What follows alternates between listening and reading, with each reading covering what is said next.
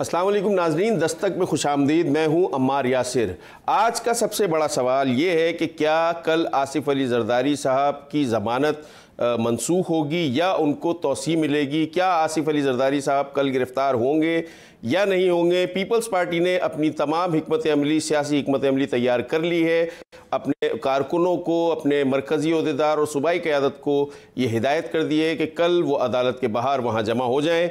अब वो जमा होकर क्या करेंगे? अगर अदालत ज़मानत मनसूख करती है तो उसके बाद पीपल्स पार्टी क्या करेगी? क्या एहतजाजी तहरीक चलाएंगे? क्या लाए अमल होगा? ये तो हमें कल ही इस बारे में पता चलेगा। लेकिन आज एतजाज़ अहसन साहब ने GTV से बात करते हुए ये बात कही कि आसिफ अली जरदारी साहब की गिरफ्तारी का इम्कान बहुत कम है, क्योंकि अभी तक 6 माह गुजरने के बावजूद हतमी चालान FIA की तरफ से पेश नहीं किया जा सका। अब जब तक हतमी चालान ही पेश नहीं किया जा सका तो उसके बाद फिर ज़मानत की इम्कान तो यही है कि शायद उन्हें तौसी मिल जाए। लेकिन जो सियासी सूरत हाल है, जिस तरह के वफाकी वज़रा की तरफ से बयानात सामने आ रहे हैं, तो एक हीट सियासी एटमॉस्फेयर में हमें नज़र आ रही है बढ़ती हुई। देखना यह है कि ये हीट कहाँ तक जाती है। आज पाकिस्तान तहरीक इंसाफ की तरफ से इलेक्शन कमीशन ऑफ पाकिस्तान में आसिफ अली जरदारी साहब के खिलाफ एक रेफरेंस भी दायर किया गया है आर्टिकल 62 और आर्टिकल 63 के तहत, कि उन्होंने अमेरिका में अपने मुबैना जो उनके फ्लैट्स हैं उसके हवाले से उन्होंने कोई भी मालूमात इलेक्शन कमीशन को नहीं दी हैं। अब देखना यह है कि वहाँ से क्या रिस्पॉन्स आता है, ये रेफरेंस कहाँ तक चलता है। मौजूदा हुकूमत को आए हुए अभी 4 माह हो चुके हैं और 4 माह में अभी तक जो सियासी सूरत हाल है वो उसमें गर्मा गर्मी ही नज़र हमें आ रही है। मुस्लिम लीग नून अपनी जगह पे मुश्किलात का शिकार है। पीर को मियां नवाज शरीफ साहब का भी जो केस चल रहा है एहतसाब अदालत में, उसका फैसला भी आएगा। शहबाज शरीफ साहब ऑलरेडी नैब की हिरासत में है। तो ये मामलात और 2 बड़ी सियासी जमातें अपोजिशन की इस वक्त सियासी तौर पे तो शायद उनके, जैसे आज बिलावल भुट्टो जरदारी साहब ने फरमाया कि अगर गिरफ्तारी होती है या इंतकामी सियासत होती है तो ये पाकिस्तान पीपल्स पार्टी के लिए कोई नई बात नहीं है और वो उनके फ़ायदे में जाएगी और नए पाकिस्तान में वो पुरानी सियासत करेंगे। अब देखते हैं आने वाले दिनों में। हमारे साथ मौजूद हैं रज़ा रूमी साहब, एडिटर हैं डेली टाइम्स के, हमें खुसूसी तौर पे आज उन्होंने वक्त दिया है। उनसे हम बात करें, उनसे जान लेते हैं कि वो इस तमाम सूरत हाल को किस तरह देख रहे हैं। रज़ा रूमी साहब, अस्सलाम वालेकुम। जी वालेकुम अस्सलाम जनाब। रज़ा रूमी साहब, ये फरमाइए, बहुत बहुत शुक्रिया सबसे पहले आपका कि आपने हमें ज्वाइन किया। ये फरमाइएगा कि जो अब सियासी सूरत हाल आप देख रहे हैं, मौजूदा हुकूमत के पास नंबर्स तो इतने नहीं हैं। अब पीपल्स पार्टी और मुस्लिम लीग नून अगर मिल जाते हैं, जैसा कि कुछ दिनों पहले कुछ क्वार्टर से ये बात भी सामने आई थी, राना सनाउल्लाह साहब ने भी हमसे ये गुफ्तगू करते हुए कहा था कि वो इन हाउस चेंज की तरफ जाएंगे, कोई तहरीक अदम एतमाद लेके आएंगे।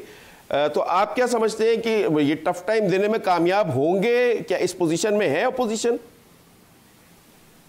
देखिए, बात ये है कि टफ टाइम देने की पोजीशन में तो बिल्कुल है, क्योंकि जैसे कि आप जानते हैं कि ये हुकूमत इमरान खान साहब की 4 सीटों की बढ़तरी से कायम हुई थी, जो कि बिल्कुल एक जिसे कहते हैं रेजर थिन मेजॉरिटी या माइनॉरिटी गवर्नमेंट भी कहा जाता है इसको इंग्लिस्तान में, पार्लिमानी जमहूरियत की जो लेक्सिकन है उसमें। तो इसलिए ये तो बिल्कुल टफ टाइम दे सकते हैं। लेकिन जब लीडर्स जो हैं अपोजिशन पार्टीज़ के वो जेल में हो या सख्त दबाव का शिकार हो, तो फिर उस वक्त अपोजिशन की वो वैल्यू या वो हैसियत नहीं रह जाती। लेकिन अगर जरदारी साहब की ज़मानत, जैसा आप कह रहे हैं, अगर बिल फ़र्ज़ वो मनसूख हो जाते, उनको नहीं मिलती, कल तौसी नहीं होती और वो जेल चले जाते हैं या इसी तरह दबाव में रहते, नहीं भी जाते जेल में, तो वो किस पोजीशन में होंगे कि वो जाकर तहरीक अदम एतमाद लाएंगे। नवाज शरीफ साहब आगे ही, वो आपने देखा है, वो बिल्कुल खामोश है। 24 को उनका भी फैसला आना है। शहबाज शरीफ साहब ऑलरेडी जो है वो नैब की कस्टडी में है। तो इस सूरत हाल में तो अपोजिशन बिल्कुल जो है वो उस तरह नहीं अपना जो है असर दिखा सकेगी और अपना जौहर दिखा सकेगी। और दूसरी ये बात है कि ये असल जो मसला जिसका आपने इशारा किया कि हुकूमत को बने हुए 4 महीने हो गए हैं और सियासी गर्मा गर्मी, बल्कि मैं इसको गर्मा गर्मी की बजाय इस्तेकाम कहूँगा, क्योंकि हमारा ये ख्याल था, बहुत से लोगों का, बल्कि मेरे ख्याल से अक्सरियत पाकिस्तानियों का ये ख्याल था कि इमरान साहब इक़्तिदार में आ गए हैं और एक लोगों की बड़ी तादाद उनको सपोर्ट करती है। लोग बड़े खुश थे कि भाई वो एक क्लीन आदमी है, बिल आखिर बड़े सालों के बाद एक साफ सुथरे सादिक और अमीन वज़ीर आज़म बन गए हैं, तो अब मुल्क में गाड़ी आगे चलेगी। लेकिन मुल्क में जो आगे गाड़ी जो है ना चलने की बजाय हचकोले खा रही है, बल्कि यूं समझिए कि ईंटों पे खड़ी है। चाहे मईशत हो या जो है सियासत हो, दोनों तरफ एक तरह से पार्लियामान जो है वो इस वक्त नहीं अपना काम उस तरह से करी जैसे उसको करना चाहिए। हमें नहीं मालूम कि IMF की डील जो है वो कहां तक पहुंची है, हरचंद है कि नहीं है। और इसके साथ अब अपोजिशन पे बढ़ता हुआ दबाव जो है ये शॉर्ट टर्म में तो काम आ जाएगा। देखिए ये अक्सर ऐसे भी होता है कि आप अटेंशन को डाइवर्ट कर देते हैं कि हुकूमत की जो पहले हुकूमत पे नुक्ताचीनी हो रही थी कि ये महंगाई या IMF की डील या डॉलर की गिरती हुई वैल्यू, स्टॉक मार्केट का क्रैश वगैरह वगैरह, अब पूरी पब्लिक अटेंशन, मीडिया अटेंशन इस पे होगी कि भाई हरदारी जेल जाएगा कि नहीं जाएगा। तो ये एक टैक्टिक भी होता है और ये सिर्फ पाकिस्तान में नहीं, दुनिया में हर जगह सियासी हुकूमतें ऐसा करती हैं। तो मेरे कहने का मकसद सारी बात का ये है कि असल इशू जो इस वक्त है वो डिलीवरी का है। डिलीवरी तो उस तरह से होगी कि मईशत को इस्तेकाम मिले, एक सियासी इस्तेकाम आए, पार्लियामान अपना काम करे। क्योंकि देखिए पार्लियामान का मसला ये है कि एक तो उनकी थिन मेजॉरिटी है नेशनल असेंबली में और सेनेट है अपोजिशन के कंट्रोल में। कोई भी बिल, कोई भी लेजिस्लेशन, कोई भी मनी बिल जो है वो सेनेट में ऑपोजिशन की ताईद और रजामंदी के बगैर पास नहीं होगा। और अगर क्या ये दबाव ऑपोजिशन पर इसलिए है कि ये हुकूमत स्मूथली चले, या ये दबाव इसलिए है कि वो वाकई में इमरान खान साहब ये दिखाना चाहते हैं कि देखियो मैंने जो वादा किया था कि मैं नवाज और जरदारी को अंदर करके सियासत से आउट कर दूंगा, तो क्या ये उसका एक मजहर है, शाखसाना है, ये अब वक्त बताएगा। लेकिन मैं ये समझता हूँ अगर तारीख देखी जाए पाकिस्तान की पिछले सालों की, दिहाइयों की, तो उसमें ये शॉर्ट टर्म जो हरबे होते हैं इनके लॉन्ग टर्म नुकसानात होते हैं। मसलन अभी तो मसला हल हो जाएगा कि गवर्नमेंट से टेंशन हट गई, लेकिन लॉन्ग टर्म में अगर IMF की डील आगे आई, महंगाई और बढ़ी और ऑपोजिशन के जेल में हुए लीडर और इन्होंने फिर उसके बाद पब्लिक स्ट्रीट एजिटेशन स्टार्ट की, तो वो गवर्नमेंट के लिए अच्छा नहीं होगा। तो मेरे ख्याल से बेहतर ये है कि इस वक्त जो है एक निगोसिएशन और एक कुछ लोग ही पॉलिसी करके, जिसको मैं डील नहीं कह रहा और NRO नहीं कह रहा कि मिलना चाहिए, जिसके खिलाफ केसेस हैं उसकी भरपूर प्रोसिक्यूशन होनी चाहिए। जरदारी साहब ने मनी लॉन्ड्रिंग अगर की है मुबैना तौर पर, उसका भी हिसाब किताब होना चाहिए, इंसाफ होना चाहिए। मगर ये दबाव डालकर जेलों में भरकर कुछ हासिल नहीं होता। बांग्लादेश में भी यही हो रहा है। ये शेख हसीना वाजिद ने भी खालिदा जिया को और सैकड़ों हजारों अपनी ऑपोजिशन के कारकुनों को जेल में रखा। देखिए क्या उसका फायदा हुआ। अभी फिर वो उनकी जो है इलेक्शन में वो उस तरह की स्ट्रॉन्ग सूरत हाल नहीं है। तो मेरा ये ख्याल है कि इस वक्त जो है मुल्क को शदीद तौर पर सियासी इस्तेहकाम की जरूरत है, क्योंकि सियासी इस्तेहकाम से माशी इस्तेहकाम की राह हमवार होती है। अच्छा रज़ा रूबी साहब, ये फरमाइएगा कि आज हमने कौमी असम्बली में बिल्कुल ही अलग एक मंजर देखा। बाहर तो ये मामला चल रहे हैं, कुछ हमें हीट नजर आ रही है, लेकिन कौमी असम्बली के अंदर आज शहबाज शरीफ साहब ने, जो अपोजिशन लीडर हैं, और बिलावल भुट्टो जरदारी ने जनूबी पंजाब सूबे के हवाले से हुकूमत को भरपूर हिमायत का यकीन दिला दिया है। तो ये जो पार्लिमानी सतह पर उन्होंने हिमायत का यकीन दिलाया, ये भी एक पॉलिटिकल टैक्टिक ही है, एक उन्होंने टैक्टिक यूज़ की है ताकि जो तहरीक इंसाफ ने वादा किया था कि 100 दिन में जनूबी पंजाब सूबा हम बना लेंगे, तो वो अभी तक पूरा तो नहीं हुआ। लेकिन आज बिलावल भुट्टो जरदारी साहब ने ये कहा है कि हुकूमत लगता है कि कुछ संजीदा है, तो इसलिए वो सपोर्ट करने के लिए, भरपूर सपोर्ट करने के लिए तैयार है। तो ये क्या मामला है? यहाँ पे ये है और वहाँ पे बाहर ऐसा। देखिए बात यह कि PPP का तो ये मंशूर का हिस्सा रहा है। यूसुफ रजा गिलानी ने जब वज़ीर आज़म थे कोशिश भी की थी, उनका खुद ताल्लुक मुल्तान से है और उनका एक वादा भी था कि वो जनूबी पंजाब का सूबा बनाएंगे। बहरहाल वो इसको इम्प्लीमेंट नहीं कर सके, तो उनकी कम अज़ कम उनकी जो पार्टी लाइन के मुताबिक तो ये बात है। लेकिन आप जो बात सही कह रहे हैं कि ये एक उन्होंने फीलर दिया है इमरान खान साहब को कि इस तरह के कौमी और नेशनल इश्यूज पे हम आपके साथ चलने को तैयार हैं। और ये मत भूलिए कि देखिए ये भी बहुत चहमगोइयाँ, सरगोशियाँ, बल्कि मीडिया में बड़ी रिपोर्ट्स आती रही हैं कि नवाज शरीफ और शहबाज शरीफ जो हैं बिल आखिर उनकी अब जो है एक स्प्लिट जो है वो बड़ी वाज़े दिखाई दे रही। पहले भी हमें मालूम था कि शहबाज शरीफ तो काम करना चाह रहे थे इस्टेब्लिशमेंट के साथ भी, इदारों को टकराव की पॉलिसी नहीं करना चाह रहे थे, उनके बड़े भाई की वो पॉलिसी थी। बहरहाल वो कामयाब रही नाकाम रही अलग बहस है। लेकिन अब शहबाज शरीफ साहब का जो हदफ है वो ये कि भाई वो किसी तरह उस 10 बाय 10 का जो सेल है जिसे वो कहते हैं मुझे रखा है, मुझे वहां से निकाला जाए, लंदन वंदन भेज दिया जाए। तो इसलिए अगर कोई कुछ लोगों की पॉलिसी हो तो वो भी ठीक है। बिलावल भुट्टो का भी शायद यही मंशा होगी कि भाई मेरे वालिद मोहतरम जो हैं उनको दोबारा मत भेजिए जेल में, क्योंकि पहले भी वो जेलें काट चुके हैं, बूढ़े भी हो गए हैं, तो इसलिए हम आपके साथ काम करने को तैयार हैं। तो ये गुड कॉप बैड कॉप की पॉलिसी भी खेली जाती है। अगरचे कि बिलावल और जरदारी तो एक ही हैं, क्योंकि बिलावल जो उनके अपने वालिद के साथ बिल्कुल खड़े हैं। अलबत्ता शहबाज और नवाज की आपस में जो है वो उस तरह से वो वाली गाड़ी नहीं छिन रही, क्योंकि जब से वो गए हैं नैब की कस्टडी में और उनका ये ख्याल था कि शायद वो वज़ीर आज़म भी बन जाएं या वो वज़ीर आला पंजाब बन जाएं या इस्टेब्लिशमेंट उनको कुछ किसी हद तक वो काबिल कबूल हो जाए, लेकिन वो नहीं हुआ। और इससे ये बात साबित हो गई कि टकराव की जो सियासत है वो PMLN के लिए नुकसानदेह साबित हुई कि सब कुछ हाथ से गया।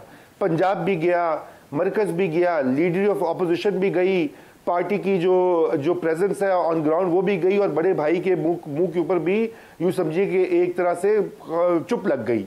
तो अब वो भी 24 तक वेट करे कि क्या होगा। तो ये फीलर्स हैं मेरे ख्याल से जो कि दिए जा रहे हैं। कोई बैक चैनल बातचीत भी हो रही होगी कि जिसकी रूह से ये कहा जा रहा होगा कि भाई अगर नवाज शरीफ मंजर आम से या जेल जाते हैं या सियासत से ज़रा दूर हो जाते हैं तो फिर उनके छोटे भाई साहब जो हैं वो एक पॉजिटिव सियासत करेंगे। अच्छा रज़ा रूमी साहब, शहबाज शरीफ साहब का तो मामला ये रहा कि जब वो पंजाब असेंबली में जब 93 और 96 में जब उनकी हुकूमत नहीं थी और शहबाज शरीफ साहब अपोजिशन में थे तो उस वक्त भी वो मुल्क छोड़ के चले गए थे। फिर परवेज इलाही साहब ने जो अपोजिशन लीडर का किरदार निभाया था वो लंदन चले गए थे। बट पीपल्स पार्टी का और मुस्लिम लीग नून का मामला थोड़ा सा डिफरेंस यूँ है कि पीपल्स पार्टी के पास एक सूबे की हुक्मरानी है, तो फिर मामला तो थोड़ा सा डिफरेंस होगा। डीलिंग में निगोशिएशन भी करते हैं तो वो वफाक के साथ मामला तो थोड़ा सा डिफरेंट होगा। देखिए बिल्कुल मामला फ़र्क है, लेकिन आप ये मत भूलिए कि PMLN के पास भी अददी एक तरह से पंजाब असेंबली के अंदर अच्छी खासी तादाद है। देखिए अगर जो काफ है PML काफ जो है वो अभी इनके साथ खड़ी है PTI के साथ और दीगर आज़ाद उम्मीदवारों को उन्होंने मिलाया था। अगर वो इधर से उधर होती है और अगर शहबाज शरीफ और नून जो है अच्छा पैकेज देते हैं काफ के लोगों को, तो देखिए वो उनका बदलना, वो तो उनकी सियासत ही वो रही है कि जहाँ इक़्तिदार, जहाँ सूरज उसकी पूजा। ये तो पंजाब की सियासत हमेशा से रही है, कोई नई बात नहीं है उसमें। और कौमी असेंबली में भी यही मामला है कि सेकंड लार्जेस्ट पार्टी है PMLN, तो वो कौमी असेंबली का कारोबार ना चलने दे, तो उस तरह से उनका भी सिस्टम में एक स्टेक है। लेकिन आपकी बात दुरुस्त है कि PPP का तो डायरेक्टली वो एक सूबे को गवर्न कर रहे हैं, लेकिन अभी जो मसला है कि अभी बड़ा मसला संगीन हो गया है।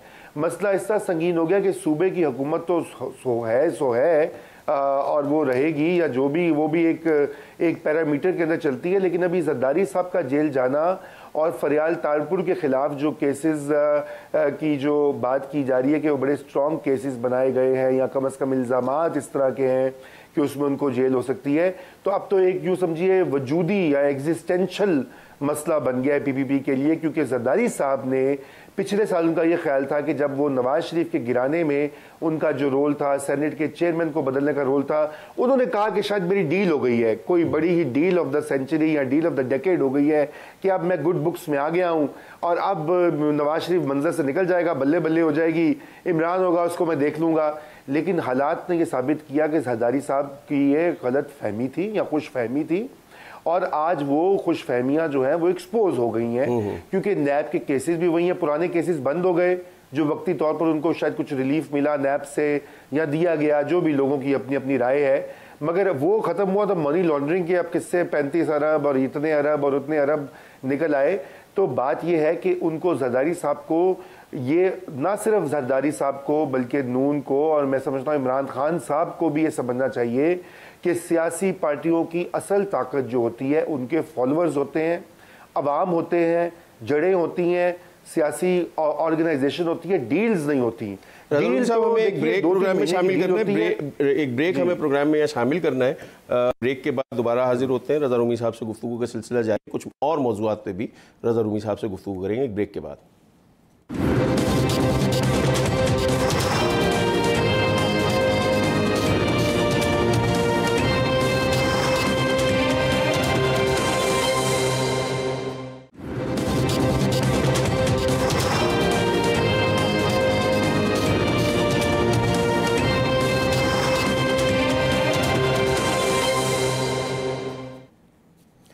वेलकम बैक नाज़रीन। गुफ्तगू हम कर रहे हैं जो मौजूदा सियासी सूरत हाल है और कल जो आसिफ अली जरदारी साहब की पेशी है अदालत में और उनकी ज़मानत के हवाले से जो ये ख्यालात सामने आ रहे हैं, जो तासुरात सामने आ रहे हैं, जो परसेप्शन सामने आ रहा है कि शायद हो सकता है कि उनकी ज़मानत मनसूख हो जाए और उनकी गिरफ्तारी का इम्कान भी ज़ाहिर किया जा रहा है। उस सूरत में पाकिस्तान पीपल्स पार्टी क्या करेगी, क्योंकि सिंध में पीपल्स पार्टी की हुकूमत है और 11 साल इस हुकूमत को हो चुके हैं। ये 11वां साल मुसलसल पीपल्स पार्टी की हुकूमत को हो चुका है। रज़ा रूमी साहब से हम गुफ्तगू कर रहे हैं। रज़ा रूमी साहब, 11वां साल है पीपल्स पार्टी को इस सूबे में मुसलसल हुकूमत करने का।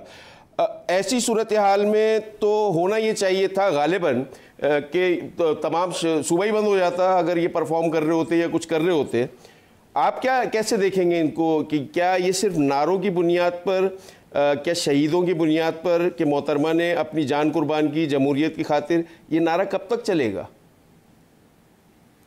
जी देखिए, बिल्कुल आप सही कह रहे हैं कि ये नारा जो है ये इसकी भी एक लाइफ होती है। अगरचे देखिए सिंध में उनकी मोहतरमा बेनज़ीर भुट्टो शहीद की एक वो आइकॉनिक स्टेटस तो है वो तो रहेगा, जैसे कि जुल्फ़िकार अली भुट्टो का भी है।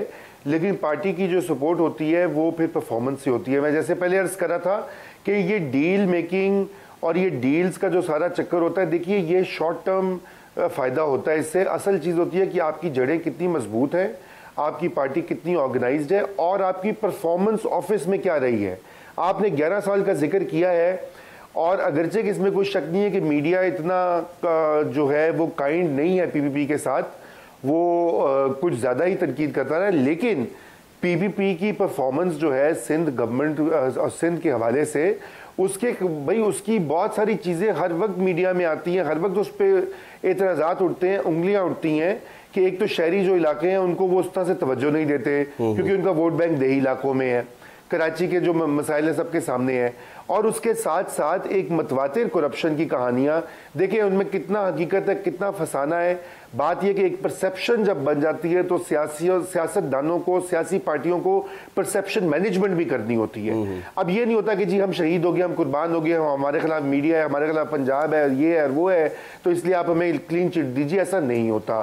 सिंध में अभी आपने देखा कराची में जो वो हुए इलेक्शंस, उसमें पीटीआई को बड़े वोट मिले और उससे एक रुझान दिखाई दे रहा है कि आपने हमारा एमक्यूएम का वो मोनोपोली टूटी तो लोगों ने दूसरी पार्टियों को वोट दिया, पीटीआई के लोगों को ऊपर ले आए। यही आलम जो है ये सिंध में मुस्तकबिल में हो सकता है कि अगर पीपीपी की डिलीवरी उस तरह से नहीं। अच्छा रज़ा रूमी साहब, इस हवाले से पीपल्स पार्टी का जो है वो हमेशा ये कहते हैं कि हमें तो अंदरूनी सिंध में वोट मिल रहे हैं, जो रूरल एरियाज हैं वहाँ से उनको वोट मिलते हैं। मेरी इस पर ओपिनियन ये है कि वो पीपल्स पार्टी की कॉम्पिटेंस नहीं है, वो गालिबन पीपल्स पार्टी की जो मुखालिफ जमातें हैं उनकी इनकॉम्पिटेंस है कि पीपल्स पार्टी हर दफ़ा जीत जाती है। जी देखिए, इनकॉम्पिटेंस तो बिल्कुल आपने सही कहा है, मगर आप ये देखिए ना कि पीपीपी की एक्चुअल में तो कोई ऑपोजिशन है ही नहीं। ऑपोजिशन अगर है तो वो भाई क्या वो पीएमएलएफ जो है, पीर पगाड़ा साहब, इस तरह के छोटे छोटे ग्रुप्स बने हुए हैं। पीटीआई की कोई जड़ें नहीं है, नून की कोई जड़ें नहीं है, सिंधी नेशनलिस्ट की कोई इलेक्टोरल सपोर्ट नहीं है, तो इसलिए पीपीपी की एक तरह से एक वन पार्टी की वहां पे राजधानी है। मगर ये भी मत भूलिए कि पीपीपी ने बहुत सारे काम ऐसे भी किए, मसलन बेनज़ीर इनकम सपोर्ट प्रोग्राम, गुर्बत के खिलाफ जो स्कीम्स हैं, तो जो अच्छे काम किए हैं वो उन्होंने अपने कंस्टिट्यूएंट्स के लिए किए हैं। उनको भी नहीं भूलना चाहिए, नौकरियां भी उन्होंने दी हैं लोगों को, और चाहे उसमें गड़बड़ भी होती है, जो भी होता है, लेकिन उन्होंने अपने लोगों के लिए काम किए हैं। इसलिए पाकिस्तान में वोट जो है ना वो पेट्रनेज को मिलते हैं, ये रुझान बन गया है। मगर बात ये है इधर कि पीपीपी एक नेशनल जमात थी, वो एक फेडरल जमात थी, वफाकी अलामत थी, और वो सिमटते सिमटते सिमटते अब सिंध तक महदूद हो गई है। तो ये सबसे बड़ा लम्हा फिक्रिया तो पीपीपी के लिए ये है।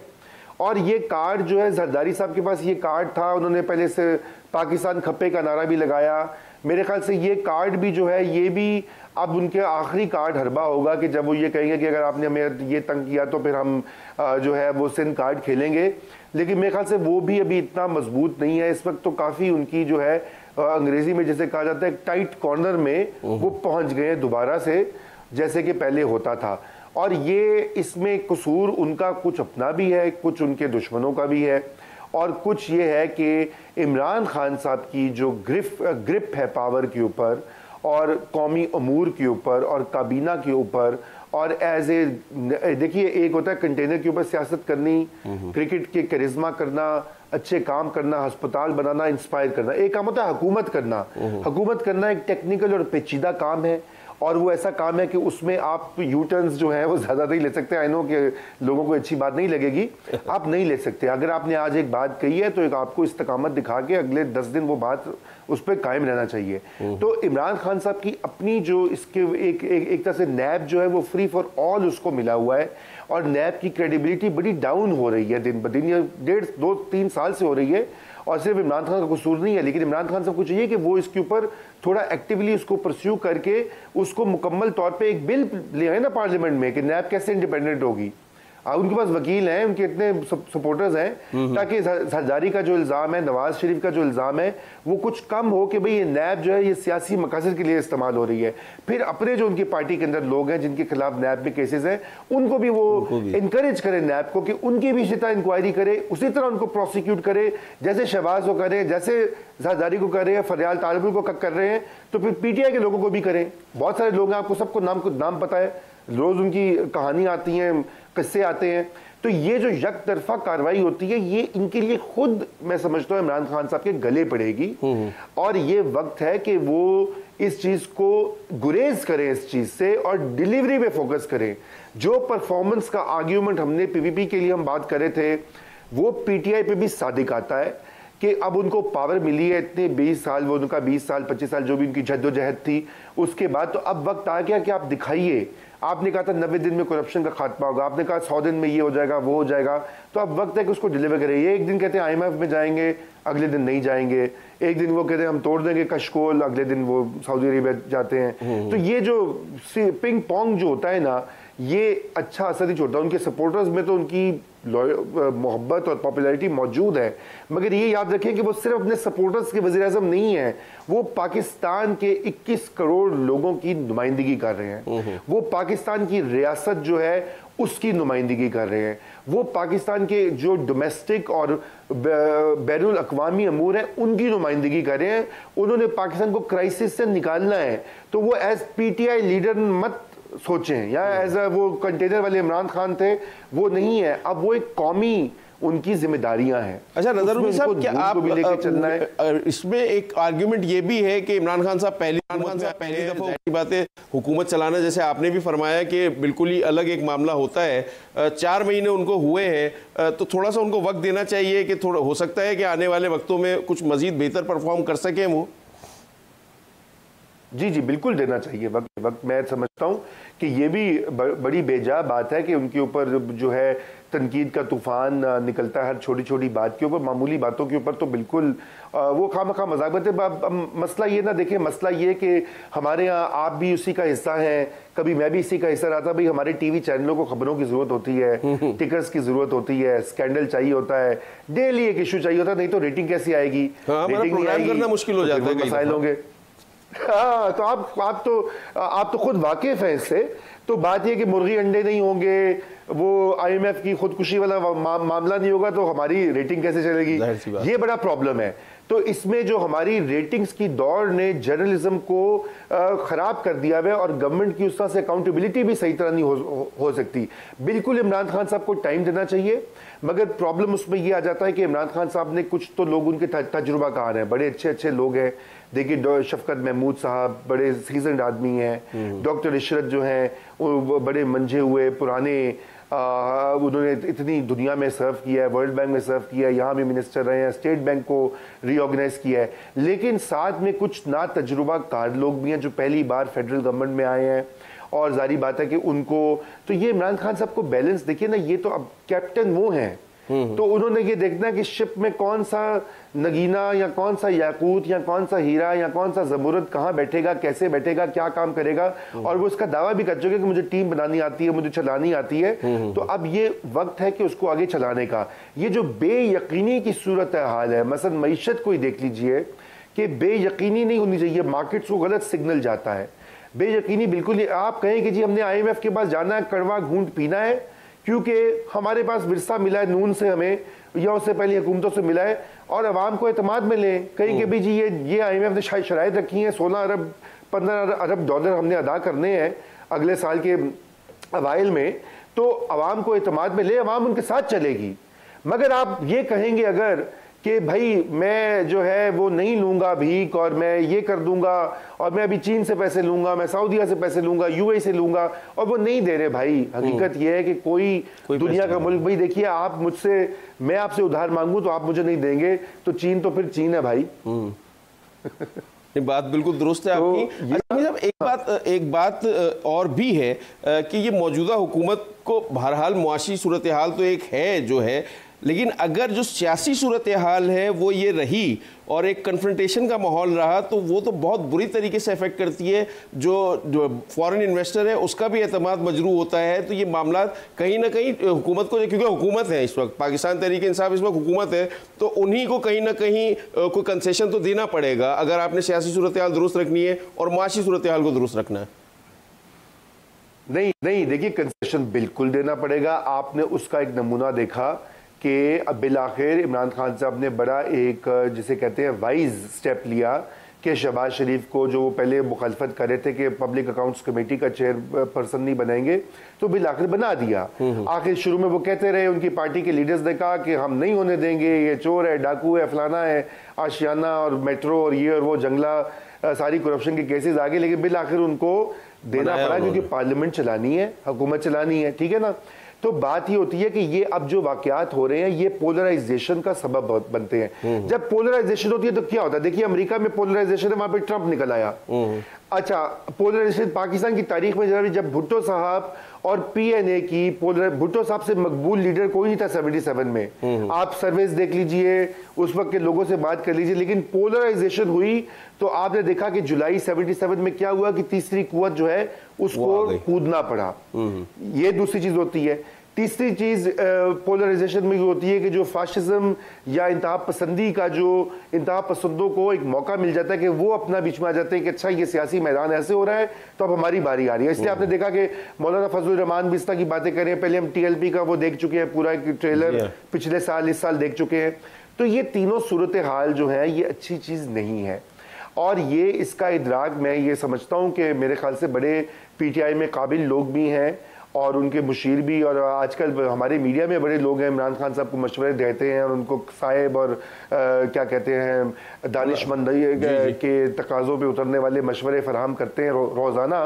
तो उनको चाहिए कि अब खान साहब आप ये इनको लेके चलें साथ में, इनके साथ पोलराइजेशन ना करें। पोलराइजेशन होगी तो आपकी नैया जो है वो भी डूबेगी। अच्छा रज़ा रूमी साहब, हमें एक ब्रेक लेना है, प्रोग्राम में एक ब्रेक नाज़रीन शामिल करते हैं। के बाद एक बैनुल अक़वामी मामला है, बहुत अहम मामला है, उस पर हम गुफ्तगू करेंगे। एक ब्रेक के बाद दोबारा हाजिर होते हैं।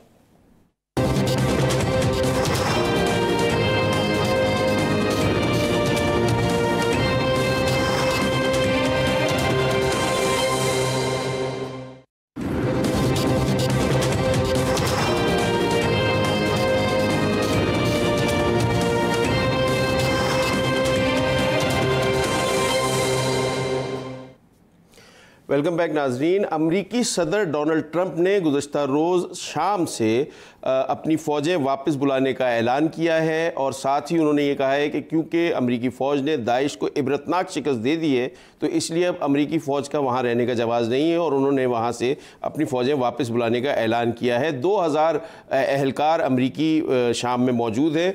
इस फैसले के क्या असरात होंगे खित्ते पे, खित्ते की सियासत पे, और जो अमरीकी इत्तेहादी हैं या वो जो कुर्द वहाँ पे, अमरीकी इत्तेहादी जो कुर्द वहाँ पे लड़ रहे थे अमरीकी हिमायत से, उनका क्या मुस्तकबिल होगा? अमेरिका उनको ऐसे ही बेयारो मददगार छोड़ देगा? क्या रहेगा मामला? रज़ा रूमी साहब से ही बात करेंगे, उन्हीं से जान लेते हैं। रज़ा रूमी साहब, अहम फ़ैसला है, बड़ी बात है, बड़ा फ़ैसला है, लेकिन जो वहाँ पे अमरीकी हिमायती हैं, जो अमरीका के सपोर्टर्स हैं, जो कुर्द हैं स्पेशली, उनका क्या होगा? फिर ईरान का असर व रसूख ऑब्वियसली बढ़ जाएगा, तो इसराइल और सऊदी अरब किस तरह उसको रिएक्ट करेंगे इस फैसले पर? जी, आपकी बात बिल्कुल सही है कि ये बहुत बड़ा, कम से कम सिंबॉलिक तरीके से तो बहुत बड़ा फैसला है। अगरचे आप ये देखिए कि अमेरिका की जो डायरेक्ट वहाँ पे इंटरवेंशन रही है वो इतनी ज़्यादा नहीं रही। 2000 एहलकार का आपने जिक्र किया, उनका ज़्यादा हिकमत अमली पिछले जो ओबामा के ज़माने से थी वो ये थी कि वहाँ पे जो हाफिज़ अल असद के वो जो हैं ओपोनेंट्स, उनको फाइनेंस किया जाए, उनको हथियार दिए जाए, उनको लड़ाया जाए असद को गिराने में।